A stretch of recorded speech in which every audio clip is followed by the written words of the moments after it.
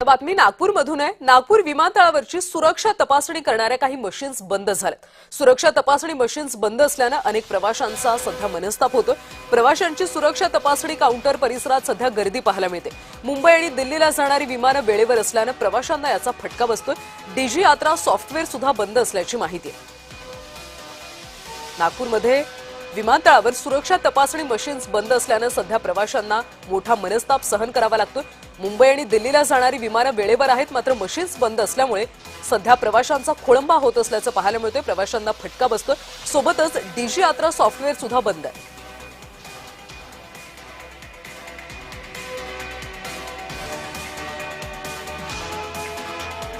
नागपूर विमानतळावर सुरक्षा व्यवस्थेच्या कारणाने असलेल्या डीजी मशीन सॉफ्टवेअर जे आहे ते बंद अवस्थेत पडलेले आहे आणि याच कारणावरून जर बघितलं असेल तर याचा सामना जे आहे ते प्रवाशांना करताना आपल्याला दिसत आहे। अनेक जे प्रवासी आहे यांना मनस्ताप सहन जे आहे ते सध्याच्या घडीला नागपूर विमानतळासमोर दिसत आहे। आपण जर बघितलं असेल तर काउंटर आणि काउंटर समोर जे आहे ते अनेक प्रवासी आहेत ते या ठिकाणी थांबलेले आहेत। दोन मशीन्स बंद पडल्याची माहिती आहे ते पुढे येत आहे।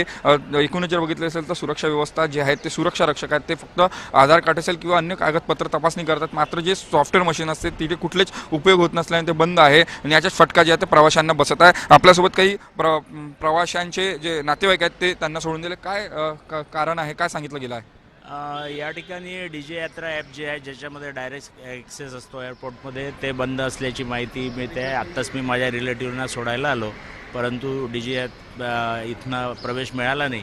त्याचप्रमाणे सुरक्षा यंत्रणेमध्ये पण सुद्धा काही बिघाड आलेला ही माहिती आहे आतमध्ये, त्याच्यामुळे प्रवाशांना तात्काळ त्या ठिकाणी राहावं लागतं आहे। हे वारंवार या ठिकाणी प्रसंग येतात, मागेसुद्धा असंच एकदा झालं होतं।